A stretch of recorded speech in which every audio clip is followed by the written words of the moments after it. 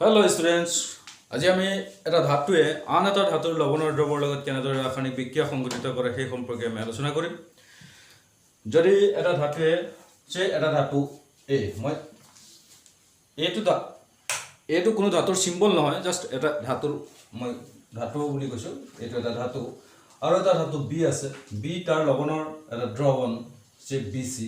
এইটো বি ধাতুৰ লৱণৰ দ্ৰৱ, বি ধাতুৰ লৱণৰ দ্ৰৱ। ঠিক আছে, এই ধাতুৱে যদি বি ধাতুৰ লৱণৰ দ্ৰৱ বি চিৰ লগত ৰাসায়নিক বিক্ৰিয়া কৰে তেনেহ'লে কি হ'ব সেই সম্পৰ্কে আমি আজি আলোচনা কৰিম। তাৰ আগতেই মই এটা পৰীক্ষা দেখুৱাব বিচাৰিছোঁ যে এটা পৰীক্ষা নল লৈছোঁ। মই এটা পৰীক্ষা নলী লৈছোঁ আৰু এটা পৰীক্ষা নলী লৈছোঁ। দুটা পৰীক্ষা নলী লৈছোঁ। দুটা পৰীক্ষা নলী লৈ এটাত মই কপাৰ সালফেট দ্ৰৱ লৈছোঁ। কপাৰ ধাতুৰ লৱণ কপাৰ সালফেট আৰু কপাৰ সালফেটৰ দ্ৰৱ। কপাৰ সালফেট কি? কপাৰৰ এটা লৱণ আৰু কপাৰ ধাতুটোৰ লৱণৰ দ্ৰৱ এটা লৈছোঁ। মই এটা দ্ৰৱণ লৈছোঁ আৰু তাত মই এটা লুৰ গজাল তোমালোক চবেই দেখিছা। লুৰ গজাল বুলিয়ে কৈছোঁ মই। লুৰ যিকোনো বস্তু হ'লেও হ'ব। লুৰ গজাল এটা ভৰাই দিছোঁ। কপাৰ সালফেট দ্ৰৱ লৈ পেলাই তাত মই লুৰ গজাল এটা ডুবাই থৈছোঁ। এনেকৈ এইটো কি? লুৰ গজাল। এটা লুৰ গজাল ইয়াত ডুবাই ৰাখিছোঁ। ঠিক আছে, দ্বিতীয়টো পৰীক্ষা নলীত মই ফেৰাছ ছালফেটৰ এটা দ্ৰৱ লৈছোঁ। ফেৰাছ ছালফেট আইৰণ ফেৰাছ, ইয়াৰ লৱণ ফেৰাছ ছালফেট আৰু ফেৰাছ ছালফেটৰ এটা দ্ৰৱ লৈছোঁ। ইয়াৰ এটা দ্ৰৱণ লৈছোঁ। ইয়াত মই এডাল কপাৰৰ তাঁৰ ডুবাই ৰাখিছোঁ। কপাৰৰ এডাল তাঁৰ, এডাল কি? কপাৰ ধাতুৰ এটা তাঁৰ, কপাৰ ধাতুৰ তাঁৰ এডাল।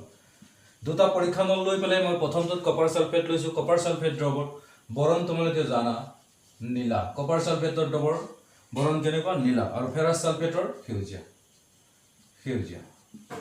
মই দুটা দ্ৰৱ পৰীক্ষা নলত এনেকৈ দ্ৰৱ লৈ প্ৰথমটোত লুৰ গজাল এটা ডুবাই ৰাখিছোঁ আৰু ইয়াত এটা কপাৰৰ তাঁৰ এডাল ডুবাই ৰাখিছোঁ। কি হ'ব? কিবাটো হ'ব। এনেকৈ থোৱাৰ পিছত প্ৰায় 20 মিনিট বা 25 মিনিটৰ পাছত 20 মিনিট পিছত ঠিক আছে, 20 মিনিট পিছত মই এইটো পৰ্যবেক্ষণ কৰোঁ। যদি চাওঁ তেনেহ'লে প্ৰথম টেষ্ট টিউবটোত, প্ৰথম পৰীক্ষা নলটোত আমি এটা বস্তু দেখা পাম। কপাৰ ছালফেটৰ যি নীলা ৰং আছিল, নীলা ৰংটো কি হ'ব? পাতল হৈ যাব। নীলা ৰংটো পাতল হৈ যাব। ৰংটো পাতল, বুজিছা? ৰংটো যিমান কাঢ়া আছিল তাতকৈ কম হৈ যাব। নীলা ৰংটো লাহে লাহে কি হ'ব? পাতল হ'ব। আৰু লুৰ গজালটোৰ কি হ'ব? লুৰ গজালটোৰ ক্ষেত্ৰত দেখা যাব, লুৰ গজালটো ইয়াত ভৰোৱাৰ আগত বা কপাৰ তাঁৰডাল তাত ভৰাই দিয়াৰ আগত কিন্তু বালিয়া কাগজ দি পৰিষ্কাৰ কৰি ল'ব লাগিব। এইটো কথা মন কৰিবা। লুৰ গজালটোৰ ওপৰত দেখা যাব মুগা ৰঙৰ এটা প্ৰলেপ দেখা যাব। লুৰ গজালটোৰ ওপৰত মুগা ৰঙৰ প্ৰলেপ এটা দেখা যাব আৰু কপাৰ ছালফেটৰ যিটো নীলা ৰং আছিল এইটো পাতল নীলা হৈ যাব। ৰঙৰ পৰিৱৰ্তন হ'ব, পাতল নীলা হৈ যাব। কিন্তু এইটো পৰীক্ষা নলত 20 মিনিট পাছত যদি মই চাওঁ, ফেৰাছ ছালফেটৰ যিটো কালাৰ আছিল সেউজীয়া ৰংটো কিন্তু একেই আছে। ৰঙৰ পৰিৱৰ্তন হোৱা নাই, সেউজীয়া ৰংটো একেই আছে। আৰু কপাৰ ধাতুৰ তাঁৰডালৰ কোনো পৰিৱৰ্তন দেখা নাই। কপাৰ তাঁৰডাল যেনেকৈ ৰাখিছিলোঁ তাত ঠিক তেনেকৈ আছে। একো পৰিৱৰ্তন দেখা নাই। না তাৰ ওপৰত কিবা প্ৰলেপ পৰিছে, না তাৰ কালাৰ চেঞ্জ হৈছে, বা ফেৰাছ ছালফেট দ্ৰৱৰ কোনো ৰঙৰ পৰিৱৰ্তন হোৱা নাই। তাৰমানে কি হৈছে? এই ক্ষেত্ৰত কপাৰ ছালফেট দ্ৰৱৰ নীলা ৰংটো লাহে লাহে পাতল হৈ গৈছে, ৰঙৰ পৰিৱৰ্তন হৈছে। আৰু লুৰ গজালৰ ওপৰত মুগা ৰঙৰ এটা প্ৰলেপ দেখা গৈছে। তাৰমানে ইয়াত কি হৈছে? ৰাসায়নিক পৰিৱৰ্তন হৈছে, ৰাসায়নিক বিক্ৰিয়া সংঘটিত হৈছে। ইয়াত ৰাসায়নিক বিক্ৰিয়া হৈছে। প্ৰথম টেষ্ট টিউবটোৰ ক্ষেত্ৰত আমি কি ক'ব পাৰোঁ? ৰাসায়নিক বিক্ৰিয়া সংঘটিত হৈছে। বাট ইয়াত কি হৈছে? বিক্ৰিয়া হোৱা নাই। ৰাসায়নিক বিক্ৰিয়া সংঘটিত হোৱা নাই, বিক্ৰিয়া নাই হোৱা। ঠিক আছে, এতিয়া বিক্ৰিয়া হৈছে বা নাই হোৱা বুলি মই কিয় কৈছোঁ? আমি আগত পাইছোঁ ৰাসায়নিক বিক্ৰিয়া সংঘটিত হোৱাৰ লক্ষণ কি আছিলে? যে ৰাসায়নিক বিক্ৰিয়া এটা আমি কেতিয়া সংঘটিত হৈছে বুলি কওঁ? যেতিয়া ৰঙৰ পৰিৱৰ্তন হয় যেতিয়া নতুন পদাৰ্থৰ উৎপন্ন হয় বা গেছ উৎপন্ন হয় বা তাপৰ উৎপন্ন হয় এনে ধৰণৰ যিকোনো এটা লক্ষণ যদি আমি দেখা পাওঁ দুটা পদাৰ্থ লগ লগোৱাৰ পিছত তেনেহ'লে আমি সেই ক্ষেত্ৰত ৰাসায়নিক বিক্ৰিয়া সংঘটিত হৈছে বুলি কৈছোঁ আৰু সেই সম্পৰ্কে আমি চেপ্টাৰ 1ত পঢ়িছোঁ যেহেতু ইয়াত ৰঙৰ পৰিৱৰ্তন হৈছে কপাৰ সালফেটৰ আমি কম কি এই ক্ষেত্ৰত ৰাসায়নিক বিক্ৰিয়া হৈছে আৰু ইয়াত কিন্তু ৰাসায়নিক বিক্ৰিয়া হোৱা নাই তে প্ৰথম কথা ইয়াত মই কি কৰিছিলোঁ আইৰণ লুৰ গজাল মিন্স কি আইৰণ কপাৰ সালফেট কপাৰ ধাতুৰ লৱণ অৰ্থাৎ এটা লৱণৰ এটা ধাতুৰ লৱণৰ লগত আন এটা ধাতুৰ লগ লগাই দিছিলোঁ আৰু তেনে ক্ষেত্ৰত ৰাসায়নিক বিক্ৰিয়া সংঘটিত হৈছে আৰু ইয়াত কপাৰ আৰু ফেৰাছ সালফেট ফেৰাছ এটা আইৰণ এটা ধাতু কপাৰো এটা ধাতু তে কপাৰ ধাতুটো মই আইৰণৰ লৱণৰ দ্ৰৱৰ লগত যোগ কৰিছিলোঁ কিন্তু ইয়াত কোনো ৰাসায়নিক বিক্ৰিয়া সংঘটিত হোৱা নাই মই কৈছোঁ এটা ধাতু আন এটা ধাতুৰ লৱণৰ দ্ৰৱৰ লগত বিক্ৰিয়া হ'বলৈ দিলে কি সংঘটিত হ'ব আমি সেইটোৱে আজি পঢ়িছোঁ নহয় বাৰু মই ইয়াত এটা পেটাৰ্ণ দিছোঁ চোৱা এটা আৰ্হি এটা মই বনাই দিছোঁ যে এটা ধাতুৱে তাৰ লৱণৰ দ্ৰৱৰ লগত যেতিয়া বিক্ৰিয়া কৰিব তে বিক্ৰিয়াটো আমি কেনেকৈ লিখিম তাৰ আগত আৰু এটা কথা তোমালোকে জানিব লাগিব মষ্ট ইম্পৰ্টেণ্ট যে দুটা ধাতুৰ ক্ষেত্ৰত এটা ধাতুৱে আন এটা ধাতুৰ লৱণৰ দ্ৰৱত কেনেধৰণে ৰাসায়নিক বিক্ৰিয়া কৰিব সেই কথাটো কিহৰ ওপৰত নিৰ্ভৰ কৰে এটা সক্ৰিয় ধাতুৱে আন এটা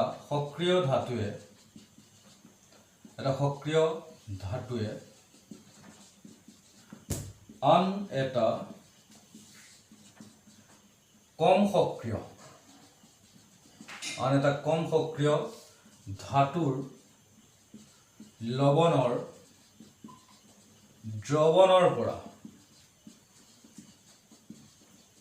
কম সক্ৰিয় ধাতুটোক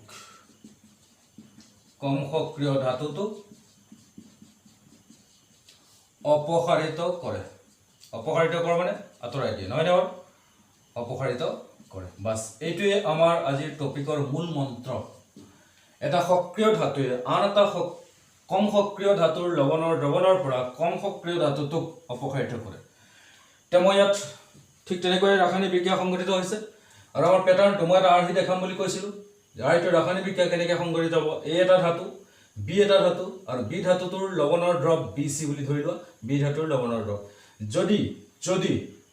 যদি এই ধাতুটো বি ধাতুতকৈ বেছি সক্ৰিয় হয় এ গ্ৰেটাৰ দেন বি নুবুজিবা এ গ্ৰেটাৰ দেন মিন্স কি এ এটা ধাতু বি এটা ধাতু এ গ্ৰেটাৰ দেন মিন্স মই চিনটো এইটোৰ কাৰণে বুজাইছোঁ এৰ সক্ৰিয়তা মানে এ বেছি সক্ৰিয় নহয়নে এ বেছি সক্ৰিয় গ্ৰেটাৰ দেন মিন্স এইটোৱে এ বেছি সক্ৰিয় কাতকৈ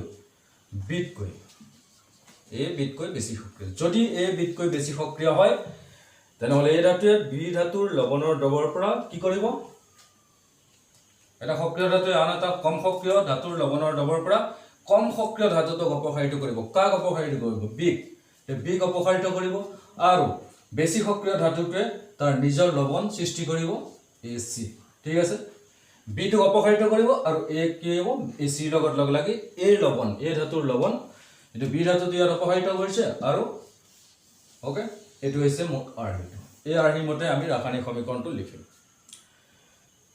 এই ক্ষেত্ৰত ৰাসায়নিক সমীকৰণটো লিখিবলৈ যোৱাৰ আগত আমি আৰু এটা জানিব লাগিব ধাতুৰ সক্ৰিয়তা শ্ৰেণী আমি পঢ়িছোৱে ধাতুৰ সক্ৰিয়তা শ্ৰেণী আমি পাইছোঁ আগত ধাতুৰ সক্ৰিয়তা শ্ৰেণী এই কথাটো আমি জানিবই লাগিব ধাতুৰ সক্ৰিয়তা শ্ৰেণী আগত মই কেনেকৈ লিখিছোঁ তোমালোকে দেখিছা কেদাৰনাথ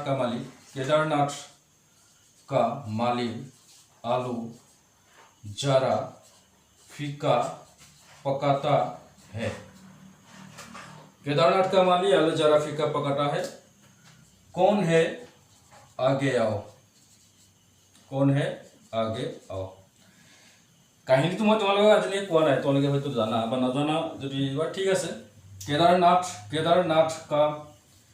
केदारनाथ का माली आलू जरा फीका पकाता है कौन है आगे आओ ताने सरुके मैं এটা কমেডি টাইপ কাহিনী কৈ দিছো বাৰু কেদাৰনাথ বুলি মানুহ এটা আছিল তাৰ ঘৰত এটা মালি আছিল মালিটো বুজিছাই বাগানে চাগানে কাম কৰা ফুলৰ বাগিচাত কাম কৰা মানুহক আমি মালি বুলি কওঁ নেকি না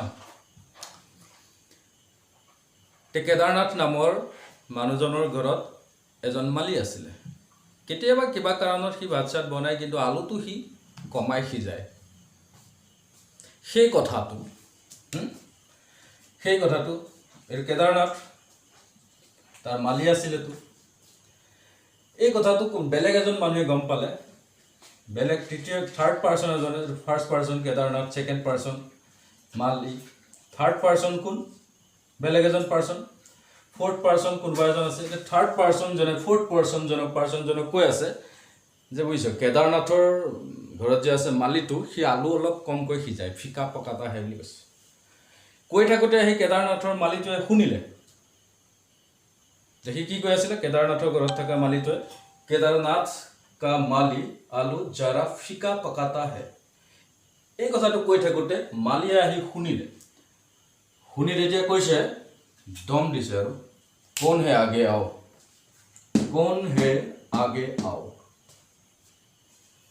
সেইটো হৈছে কাহিনীটো এনেই জমালো আৰু মুঠতে যেনেকৈ নহওক সক্ৰিয়তা শ্ৰেণীটো মুখস্থ ৰাখিব লাগিব যদিও কমেডি টাইপ এটা এক্সাম্পল কিন্তু এই মনত ৰখাত বহুত সহায় কৰে কেদাৰনাথ কা মালি আলু জাৰা ফিকা পকাটা হে কোন হে আগে আও বাছ যদিও কমেডি টাইপ এক্সাম্পল দিছোঁ মই এটা বহুত সহায় হয় কিন্তু যদি তেনেকৈ মনত ৰাখিবা যেনেকৈ নহওক সক্ৰিয়তা শ্ৰেণীটো মনত ৰাখিলেই হ'ল ঠিক আছে আমি আকৌ যাওঁ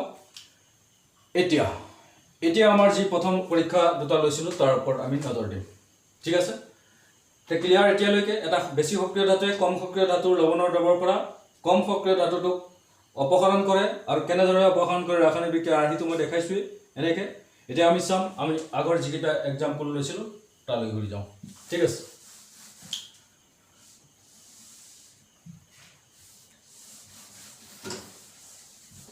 গোটেইখিনি মচি দিছোঁ মই আচ্ছা সেইটো ৰাখিছোঁ বাৰু অকণমান সক্ৰিয়তা শ্ৰেণীটো মই আকৌ লিখি লৈছোঁ কেদাৰনাথ কা মালি আলু জাৰা ফিকা পকাটা হে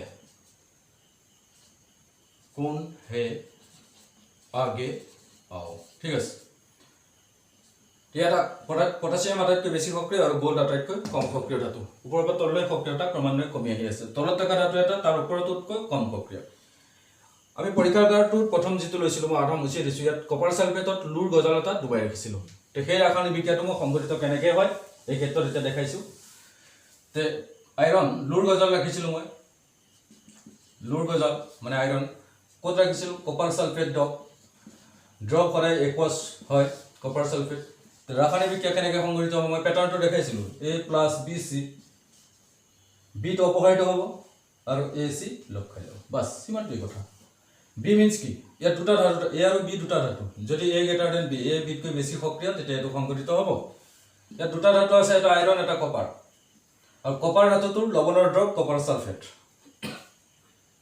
এতিয়া আমি চাম আইৰণ আৰু কপাৰৰ ক্ষেত্ৰত কোনটো বেছি সক্ৰিয় চেক কৰা আইৰণ থাকি গ'ল ইয়াত আৰু কপাৰ থাকি গ'ল ইয়াত আইৰণতকৈ বহুত তলত আছে কপাৰ তাৰমানে আইৰণতকৈ কপাৰ কম সক্ৰিয় গতিকে কপাৰে আইৰণে কপাৰ ছালফেট দ্ৰৱৰ পৰা কপাৰক অপসাৰিত কৰিব পাৰিব কিয় কাৰণ আইৰণ কপাৰতকৈ বেছি সক্ৰিয় তে কপাৰ ছালফেট দ্ৰৱৰ পৰা কপাৰ অপসাৰিত কৰিব থাকিব কি SO4 FeSO4 মানে ফেৰাছ ছালফেট তাৰ আইৰণে তাৰ লৱণৰ দ্ৰৱ প্ৰস্তুত কৰিব আৰু কপাৰ অপসাৰিত কৰিব ক্লিয়াৰ এই ক্ষেত্ৰত কপাৰ ছালফেটৰ নীলা ৰং আছিলে কপাৰ ছালফেটৰ বৰণ কি আছিলে নীলা আছিলে আৰু ৰাসায়নিক বিক্ৰিয়া সংঘটিত যেহেতু হৈছে কিছু সময়ৰ পাছত আমি যদি চাওঁ ফেৰাছ ছালফেট লৱণ প্ৰস্তুত হ'ব আৰু গতিকে নীলা ৰংটো লাহে লাহে নাইকিয়া হৈ প্ৰায় নীলা সেউজীয়া এটা কালাৰ হ'ব আৰু কপাৰৰ ওপৰত কি হ'ব ৰঙা ৰঙৰ এটা মুগা ৰঙৰ এটা প্ৰলেপ পৰিব মুগা ৰঙৰ প্ৰলেপটো ক'ৰ পৰা আহিছে কপাৰৰ গজালটোৰ ওপৰত কপাৰৰ এটা প্ৰলেপ পৰিব ঠিক আছে নহয় এইটো হৈছে ৰাসায়নিক বিক্ৰিয়া প্ৰথম আৰু দ্বিতীয় পৰীক্ষাণত আমি যিটো লৈছিলোঁ ফেৰাছ ছালফেট দ্ৰৱত লৈছিলোঁ মই কি লৈছিলোঁ কপাৰৰ তাৰ এটুকুৰা সোমাই দিছিলোঁ এই ৰাসায়নিক বিক্ৰিয়াটো যদি মই এইটো সমতুল কৰা নাই দেই চাবা সমতুল কৰিব পাৰিবা তোমালোকে ইয়াত কি হৈছিলে কপাৰ মই লৈছিলোঁ কপাৰ তাৰ এডাল লৈছিলোঁ ফেৰাছ ছালফেট দ্ৰৱত সোমাই ৰাখিছিলোঁ ফেৰাছ ছালফেট দ্ৰৱত মই ডুবাই ৰাখিছিলোঁ কিছু সময়ৰ পাছত 20 মিনিট পাই 25 মিনিট পাছত যদি চাইছিলোঁ তেনেহ'লে ৰঙৰ কোনো পৰিৱৰ্তন হোৱা নাই তাপ উৎপন্ন হোৱা নাই বা কপাৰ তাঁৰডালৰ কোনো পৰিৱৰ্তন হয় ফেৰাছ ছালফেট দ্ৰৱৰ কালাৰ একে আছে গতিকে গোটেইখিনি যিহেতু একে আছে ৰাসায়নিক বিক্ৰিয়াৰ কোনো লক্ষণ আমি দেখা পোৱা নাছিলোঁ কৈছিলোঁ ৰাসায়নিক বিক্ৰিয়া সংঘটিত হোৱা নাছিল কাৰণটো কি আছিল আমি যদি চাওঁ ইয়াত কপাৰ আৰু আইৰণ দুটা ধাতুৰ ক্ষেত্ৰত কোনটো বেছি সক্ৰিয় আইৰণ আছে ইয়াত, কপাৰ আছে ইয়াত। ওপৰৰ পৰা তললৈ সক্ৰিয়তা কমি আহিছে, ডেট মিনছ কপাৰ সক্ৰিয়তা আইৰণতকৈ কম। আৰু আমাৰ মূল মন্ত্ৰটো কি আছিল? এটা বেছি সক্ৰিয় ধাতুৱেহে কম সক্ৰিয় ধাতুটোৰ লৱণৰ দ্ৰৱৰ পৰা কম সক্ৰিয় ধাতুটোক অপসাৰিত কৰে। যেহেতু কপাৰ কম সক্ৰিয়, সি বেছি সক্ৰিয় ধাতুৰ লৱণৰ দ্ৰৱৰ পৰা ধাতুটো অপসাৰণ কৰিব নোৱাৰে। therefore this reaction does not happen, no reaction বা এই বিক্ৰিয়াটো সংঘটিত নহয়। ঠিক আছে, বিক্ৰিয়াটো সংঘটিত নহয় বা বিক্ৰিয়া নহয়। কিয় নহয় বুজিলা? যেহেতু কপাৰ আইৰণতকৈ কম সক্ৰিয়। ক্লিয়াৰ? এনেধৰণৰ আমি বহুত ৰাসায়নিক বিক্ৰিয়া পাম। এটা ধাতুৱে আন এটা ধাতুৰ লৱণৰ দ্ৰৱৰ পৰা কম সক্ৰিয় ধাতুৰ লৱণটোক অপসাৰিত কৰিব পাৰে নে নোৱাৰে, গোটেই কথাটো সক্ৰিয়তা শ্ৰেণীটোৰ ওপৰত নিৰ্ভৰ কৰিব। যদি বেছি সক্ৰিয় হয় পাৰিব, যদি কম সক্ৰিয় হয় নোৱাৰে। জাষ্ট সিমানটোৱেই কথা আজিৰ টপিকটোৰ ওপৰত।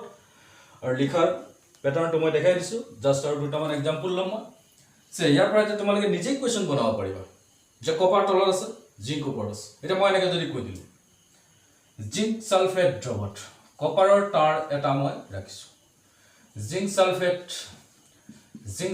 দ্ৰৱত কপাৰৰ তাঁৰ এডাল ডুবাই ৰাখিছোঁ। ৰাসায়নিক বিক্ৰিয়া সংঘটিত হ'বনে নহয়? Check it. কপাৰ ক'ত? ইয়াত। জিংক ক'ত? ইয়াত। জিংক বেছি সক্ৰিয়, কপাৰ কম সক্ৰিয়, গতিকে ৰাসায়নিক বিক্ৰিয়া হ'বনে? নহয়। ওলোটাকৈ যদি লিখোঁ জিংক প্লাছ জিংক ধাতু এটা টুকুৰা এটা মই কপাৰ ছালফেট দ্ৰৱত ডুবাই ৰাখিলোঁ, পেলাই দিলোঁ।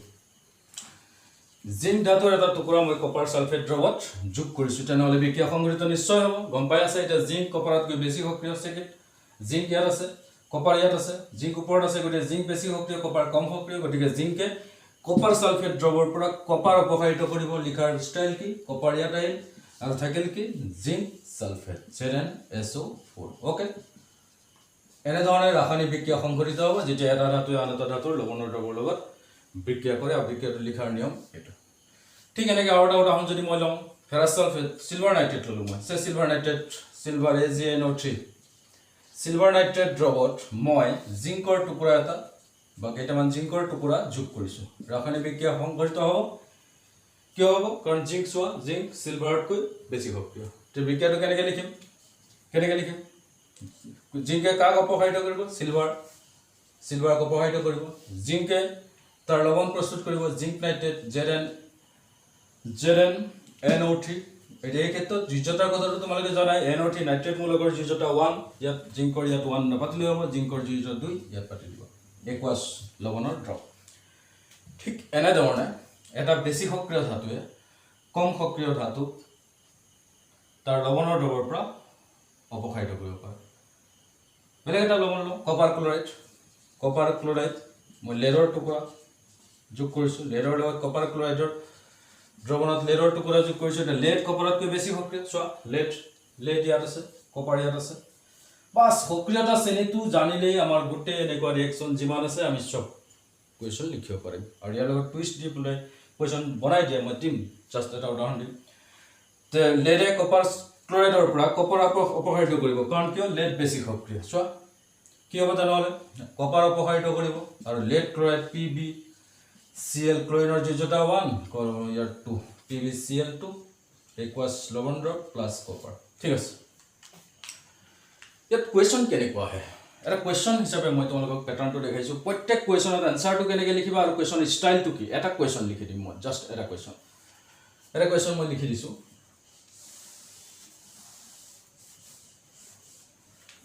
ধৰিবা কুৱেশ্যন এনেধৰণে আহে, কি ঘটিব? মই এটা কুৱেশ্যনৰ পেটাৰ্ণটো দিছোঁ, চব কুৱেশ্যন তেনেকুৱা আহিব, এনচাৰো তেনেকৈ লিখিব। কি ঘটিব যেতিয়া কপাৰ ছালফেট দ্ৰৱত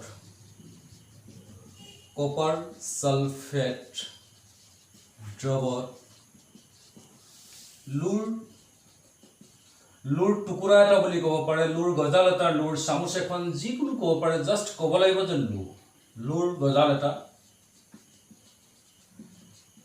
ডুবাই ৰখা হ'ল, কিছু সময় ডুবাই ৰখা হয়। কৈছে কি ঘটিব যেতিয়া কপাৰ ছালফেট দ্ৰৱত লুৰ গজাল এটা ডুবাই ৰখা হ'ল, কিছু সময় ডুবাই ৰখা হৈছে।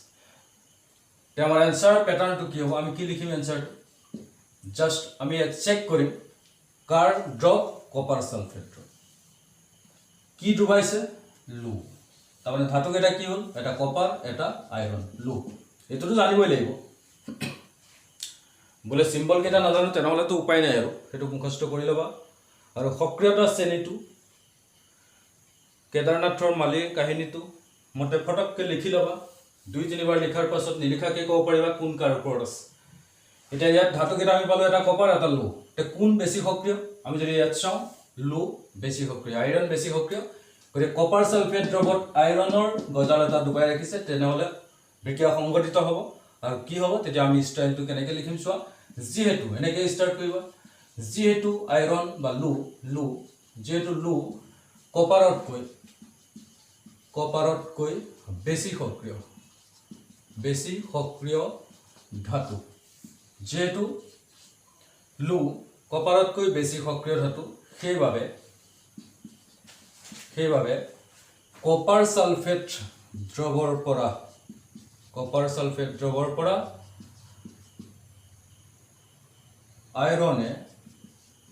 কপাৰ সালফেট দ্ৰৱৰ পৰা আইৰনে কপাৰ অপসাৰিত কৰিব ঠিক আছে মই এখানে মুছি দিছো কপাৰ সালফেট দ্ৰৱৰ পৰা আইৰনে কপাৰ অপসাৰিত কৰিব আৰু কপাৰ অপসাৰিত কৰিব কোনে কৰিব আইৰনে আৰু আইৰনে তাৰ নিজৰ লৱণ প্ৰস্তুত কৰিব আৰু ফেৰাছ সালফেট ড্ৰপ লৱণৰ ড্ৰপ প্ৰস্তুত হ'ব বাস এটু কোৱেশ্চন এনেকৈ আহিব সদায় কি ঘটিব যেতিয়া অলপ কিছুটো পৰিৱৰ্তন হ'ব বাৰু এটো বুজি লবা কি ঘটিব যেতিয়া কপাৰ সালফেট দ্ৰৱত লুৰ গজালতা ডুবাই ৰখা হয় বা কপাৰ সালফেট দ্ৰৱত লুৰ টুকুৰা জিংকৰ টুকুৰা যোগ কৰা হয় এনে ধৰণৰ তেতিয়া আমি তেনেকৈ লিখিম সদায় ধাতু কেইটা চাম কোন কাতকৈ বেছি সক্ৰিয় যে লু কপাৰতকৈ বেছি সক্ৰিয় সেইবাবে লুৰ গজাল ডুবাই ৰাখিছে সেইকাৰণে কপাৰ সালফেট দ্ৰৱৰ পৰা লুৱে বা আইৰনে কপাৰ অপসাৰিত কৰিব আৰু ফেৰাছ সালফেট মানে আইৰনৰ লৱণৰ দ্ৰৱ প্ৰস্তুত কৰিব বাস সদায় এনেকৈ এনসাৰটো লিখিবলৈ চেষ্টা কৰিব আৰু এটা কোৱেশ্চন এনেকুৱা আহে যে তলৰ বিক্ৰিয়াটো সংঘটিত হ'বনে তলৰ বিক্ৰিয়াটো প্ৰায় আহি থকা দেখা যায় বোৰ্ড এক্সামত তলৰ বিক্ৰিয়াটো সংঘটিত হ'বনে যদি নহয় কিয় বলে স্যাৰ এনসাৰটো দেখুন কইয়ে দিলে যদি নহয় তাৰমানে নহয় চাগে ঠিক আছে হ'বনে সংঘটিত তলৰ বিক্ৰিয়াটো সংঘটিত হ'বনে উত্তৰৰ সপক্ষে যুক্তি দিয়া কেনে পালা উত্তৰৰ সপক্ষে যুক্তি দিয়া এনেকেওটো দিব পাৰে তেতিয়া কিন্তু অলপ ফসি গলা হয়নে উত্তৰৰ সপক্ষে যুক্তি দিয়া মিন্স কি যদি সংঘটিত হয় কিয় হয় ক'ব লাগিব যদি সংঘটিত নহয় তেতিয়াও কিয় নহয় ক'ব লাগিব কিন্তু মই যদি আগৰ ধৰণে দিম যদি নহয় কিয় তেতিয়াতো আধা আধি এনসাৰটো কৈ দিছো যদি নহয় তো কৈ দিলো ন বা ঠিক আছে যেনেকৈ নহক আমি তো জানিবই লাগিব তো তলৰ বিক্ৰিয়াটো সংঘটিত হ'বনে মই এনেকৈ দিলো ধৰি লোৱা কপাৰ কেনেকৈ দিলো জিংক সালফেট ড্ৰপ মই তাত কপাৰ টুকুৰা এটা ডুবাই ৰাখিছো বাস মই বিক্ৰিয়াটো এনেকৈ দিছিলো আধৰুৱা কৈ থৈ দিছো কোৱেশ্চন এটো তলৰ বিক্ৰিয়াটো সংঘটিত হ'বনে যদি নহয় কিয় বা উত্তৰৰ সপক্ষে যুক্তি দিয়া 1 or 2 মাৰ্কস কোৱেশ্চন তেতিয়া আমি চাম যে আমি কি দেখিছো ইয়াত কপাৰ ধাতু জিংক ধাতু আৰু জিংক সালফেট ইকুয়ালস ড্ৰপ তাৰমানে জিংক ধাতুৰ লৱণৰ ড্ৰপ তাৰ লগত কি যোগ কৰা আছে কপাৰ তাৰমানে এটা ধাতু আন এটা ধাতুৰ লৱণৰ ড্ৰপৰ লগত বিক্ৰিয়া দেখুৱাই থৈছে এটোৰ কাৰণে আমি কি জানিম যে এটা সক্ৰিয় ধাতুৱে আন এটা কম সক্ৰিয় ধাতুৰ লৱণৰ ড্ৰপৰ পৰা কম সক্ৰিয় ধাতুটোক অপসাৰিত কৰিব পাৰে এটা আমি চাম কপাৰ আৰু জিংকৰ ভিতৰত কোনটো বেছি সক্ৰিয় কোনটো কপাৰ কম সক্ৰিয় জিংক ওপৰত আছে জিংক বেছি সক্ৰিয় গৰে কপাৰ জিংকতকৈ কম সক্ৰিয় নহয়নে বাৰু বিক্ৰিয়াটো সংঘটিত হ'বনে নহয় টেনচাৰ আমি কি লিখিম বিক্ৰিয়াটো সংঘটিত নহয় টেনচাৰ লিখাৰ প্যাটাৰ্ন এটো হ'ব বিক্ৰিয়াটো সংঘটিত নহয় সদায় এনেকৈ লিখিবা সংঘটিত নহয়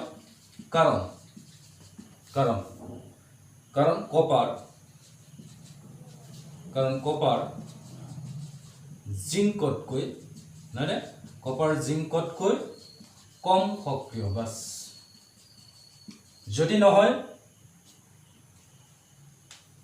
কাৰণটো কি কপাৰ জিংকতকৈ কম সক্ৰিয় আৰু যদি সংঘটিত হয় তেতিয়া আনসাৰটো কেনেকৈ দিম এনেকৈ ঠিক আছে তেনে ধৰণৰ কোৱেশ্চন আহিব ট্ৰাই কৰিবা তে ষ্টুডেণ্টছ আজি আমি কি পঢ়িলোঁ এটা ধাতুৱে আন এটা ধাতুৰ লৱণৰ দ্ৰৱৰ লগত কেনেকৈ ৰাসায়নিক বিক্ৰিয়া সংঘটিত কৰে আমি পাইছোঁ যদি এটা বেছি সক্ৰিয় ধাতু হয় আৰু এটা কম সক্ৰিয় ধাতুৰ লৱণৰ দ্ৰৱ থাকে তে বেছি সক্ৰিয় ধাতুটোৱে কম সক্ৰিয় ধাতুটোৰ লৱণৰ দ্ৰৱৰ পৰা কম সক্ৰিয় ধাতুটোক অপসাৰিত কৰিব পাৰে